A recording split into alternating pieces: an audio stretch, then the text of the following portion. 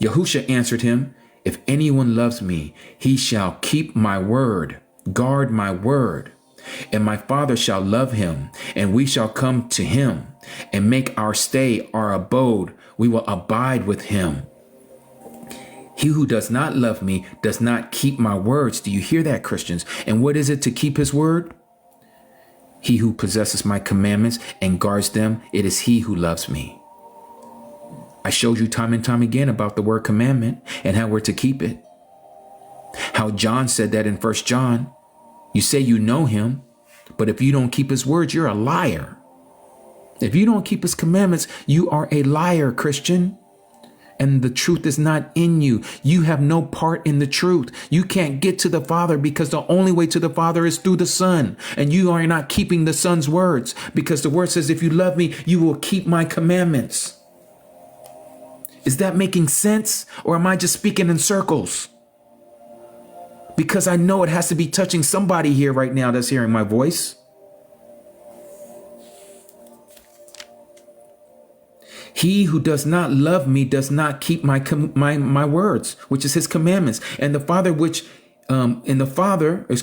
word which you hear is not mine, but of the Father who sent me.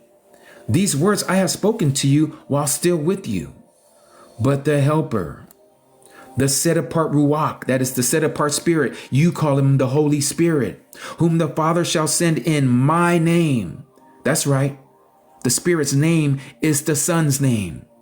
And the Spirit comes from the Father because the Father is Spirit and he wishes us to worship him in spirit and in truth. Do you see how the Trinity doesn't work, Christians?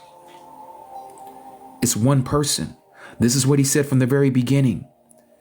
Hear, O Israel, Yahuwah, your mighty one. Yahuwah is one. He's Akkad. He knew you were going to split him up into three. Because you're just like all the other religions out there that have a Trinity. There is no three persons in one so-called Godhead. The Father manifests himself in however ways he wants to manifest himself. If he wants to manifest himself as a donkey speaking to Balaam, he's going to do so. If he wants to manifest himself as a fire in a bush, he's going to do so. If he wants to show himself in flesh as the Son, he will do so.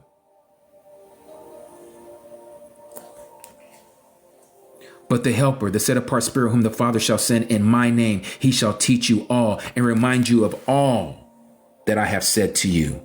This is why he says, if you love me, you shall guard or keep my commandments. Because those commandments are his words. Let me show you something else. Because again, I know some of you are like, what? Did he say the Trinity doesn't? The Trinity does not exist. There is only one.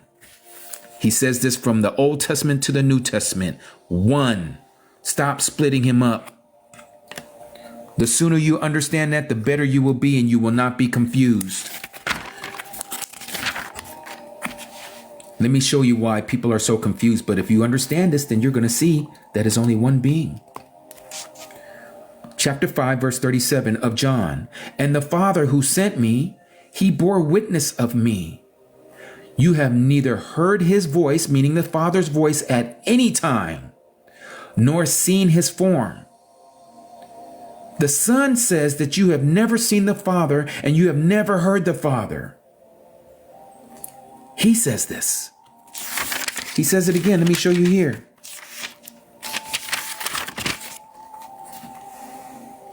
Chapter 1, verse 18.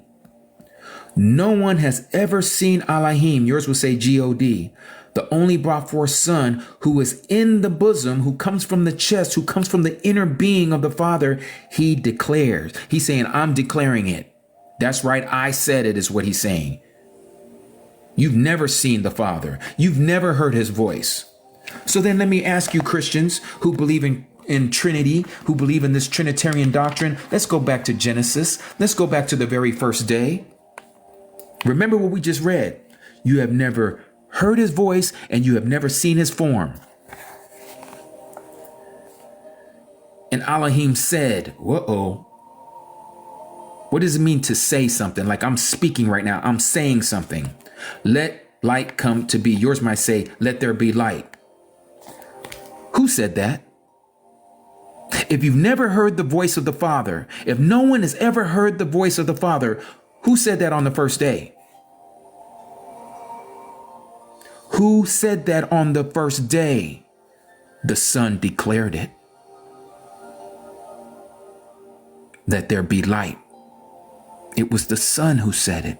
You want proof from the New Testament? Let me show you proof from the New Testament. Mayob Elohim is plural, but he's telling you his full essence. He's one. Stop trying to split him up. He uses that word because he is full essence. He comes and he shows himself however he wants. Just like he can speak to you in prayer, at the same time he can speak to me, and he can speak to 8 billion souls on this earth. That doesn't make him 8 billion. He's one being who is in every place at every moment at every time, because he's omnipresent, all-knowing, omniscient, or I can't even say it right. Omnipotent, omniscient, and there's one more and I can't think of it right now. But he's one.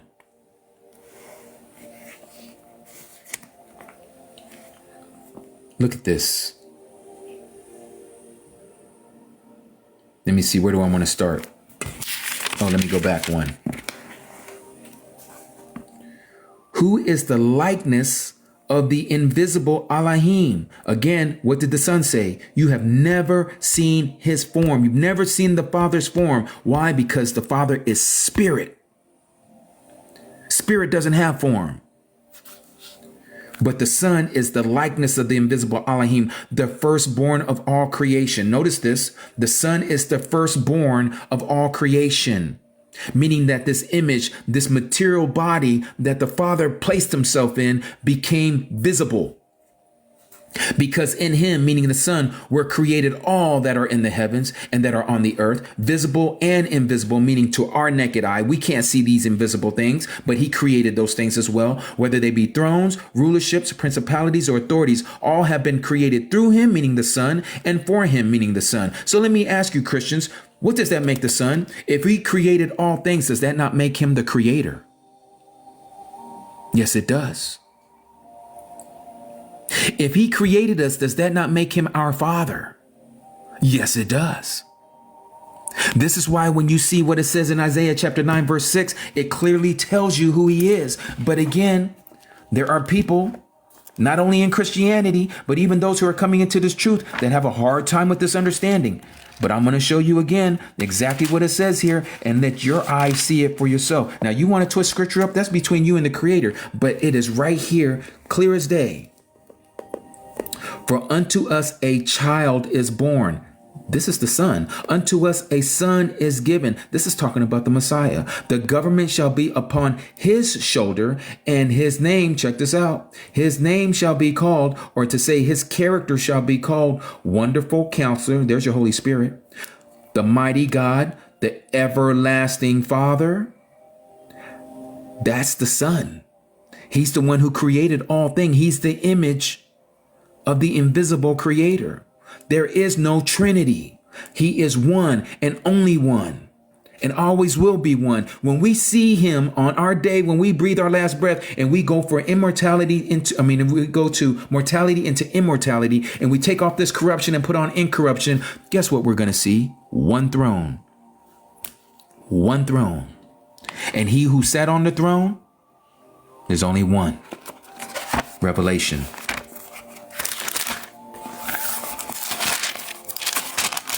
Revelation.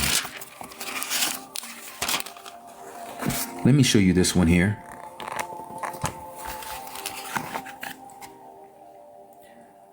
I am he. Let me back up. And when I, meaning John the Revelator, saw him, meaning the Messiah, I fell at his feet as dead, meaning he fainted. And he, meaning the Messiah, laid his right hand upon me, saying unto me, Fear not, I am the first and the last. I am he that lives and was dead. Was dead. He was unalive for us on the tree. And behold, I am alive forevermore. So be it. I have the keys of hell and death. This is him. This is him. You go to the Old Testament. Let's go back to the book of Isaiah.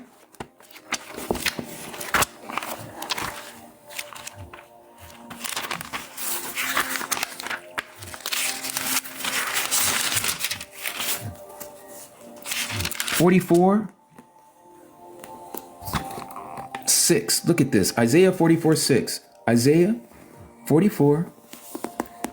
Now I'm going to point some things out to you, and I want you to see this. Thus said Yahuwah, not Lord, the King of Israel and his Redeemer, Yahuwah of hosts, I am the first and I am the last. Beside me, singular, there is no mighty one. Singular, beside me. If there was a son who was another being, this is what we're being told here. If there was another being next to him who was equal, or even if he was a little lower, he would have spoke about it here.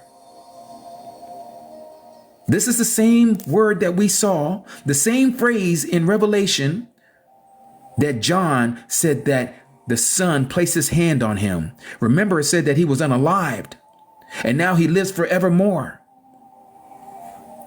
Same being. I am the first and I am the last. Beside me, there is no other mighty one.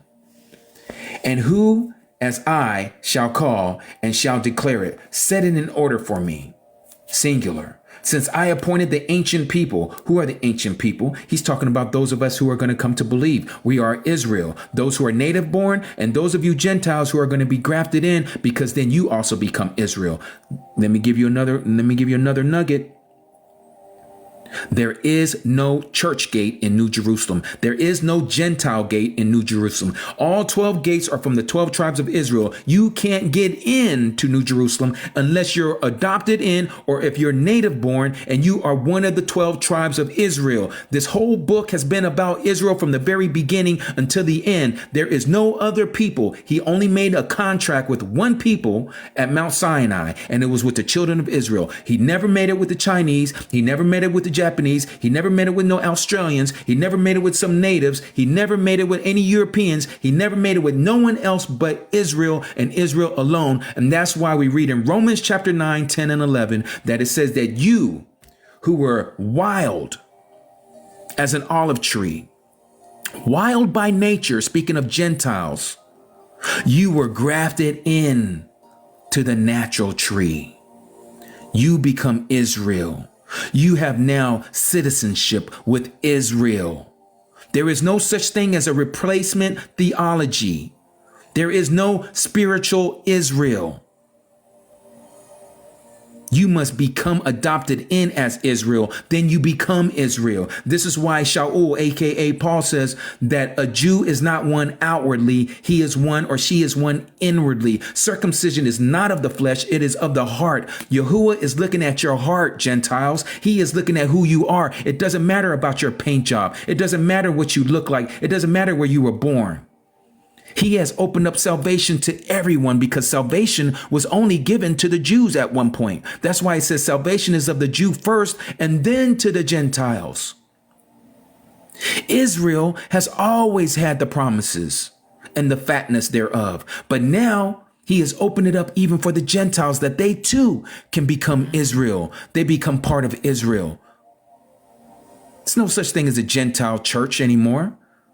There's no such thing as Christianity. There is no Christian gate. You must be Israel. Everything that I've been sharing with all of you today has to do with you coming out of that mindset of being a Roman. You still have Roman ways. You want to be romantic. You want to be Romanized. Get out of that Roman mindset. You are Yasharal. You're Israel. You are one who is striving with your maker.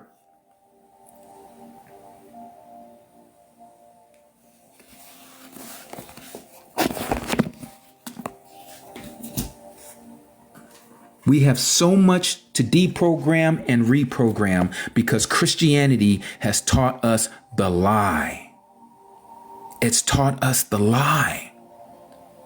And again, I know that's hard to hear. And I see people coming in and out of this room, and that's okay, because again, it's not for everyone. Everyone can't stomach this message. But the word's going to declare it. The word is going to declare it on that day. You're going to find out that Christianity is the lie from the pit of you know where. You're going to find out that every knee shall bow and every tongue shall confess, and it is not going to be the name of the Greek deity named Jesus. It is not Jesus that'll be coming off of your lips. It will be the Hebrew word, the pure language word, Yahusha. I am is salvation.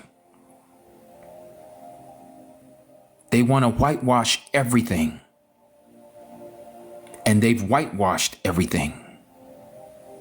Do you see why my Caucasian brothers and sisters and all of my other brothers and sisters who may not be of what we call African American descent? Why our brothers and sisters who are of the African American descent, mind you, by the way, they're not African. That's where they were taken from. They fled from the Roman Inquisition that was going on in 70 AD from Jerusalem. That's their home. That's where we belong.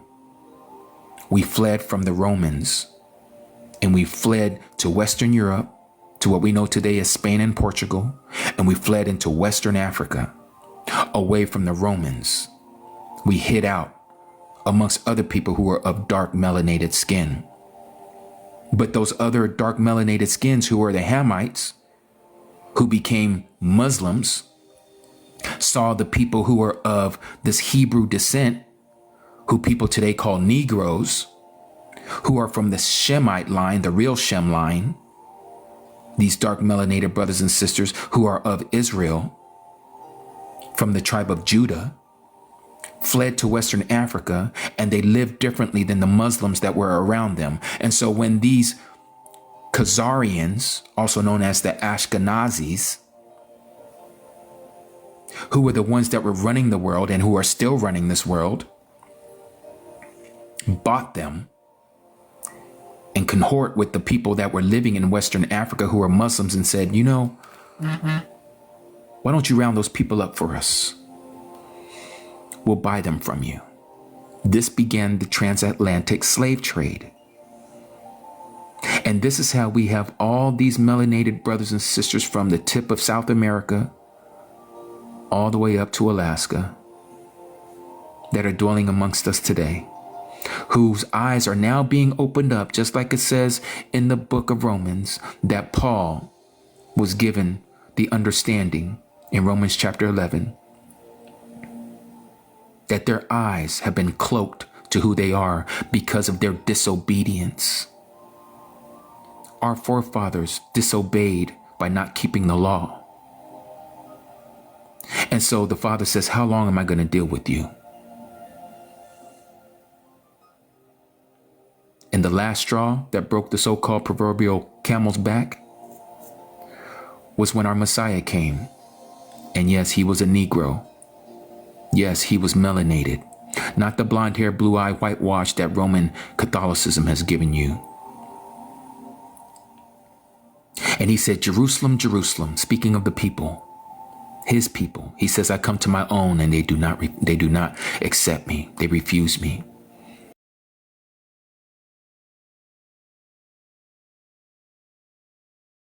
But another will come in his name, because I come in my Father's name and you refuse me. John chapter 5, verse 43. But another will come in his name and you will accept him. Yeah, you will accept that Roman Greek deity known as Jesus, Jesus, the blonde hair, blue eye one. You'll accept him because he's pretty. Nice, beautiful features, blonde hair, blue eyes. Yeah, you're going to accept him.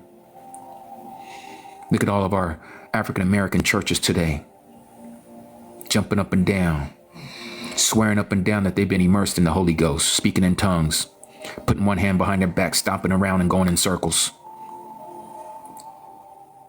Yeah, lost their way. But he said in these last days, he's going to open up their eyes, because the times of the Gentiles is coming to an end, because there's a certain amount of Gentiles that are going to be part of Israel. They're going to call on the name of Yahuwah. They're going to believe in the law. They're going to start following the laws. They're going to follow the ways, and they're going to pray for the Jews. They're going to pray for those who didn't know. That's what's happening right before our very eyes right now.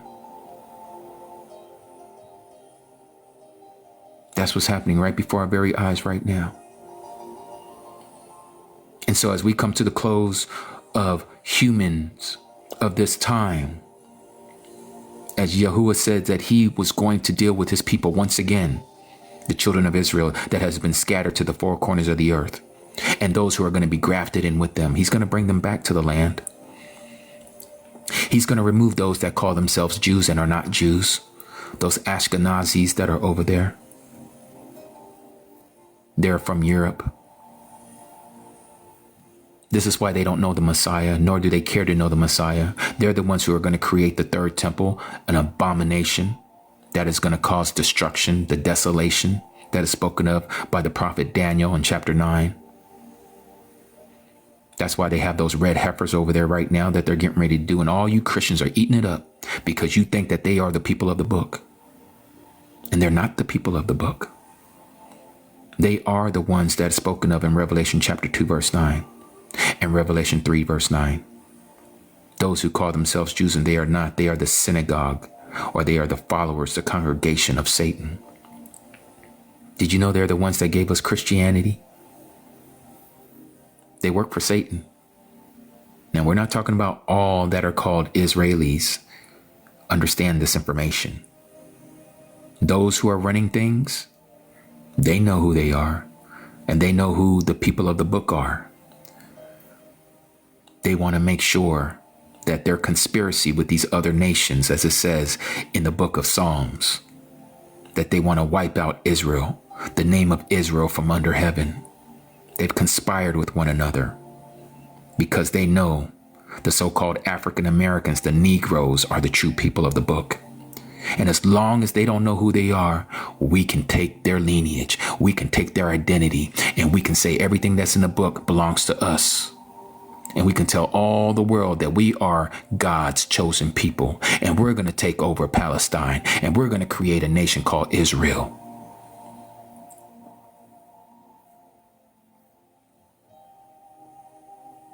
Yeah, some of you Christians can't handle this truth because it messes up your whole eschatology of what you thought end times was all about.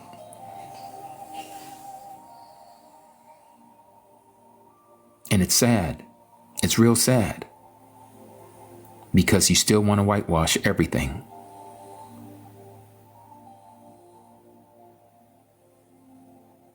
The day that you see when all this is said and done, you're going to see who the true people are.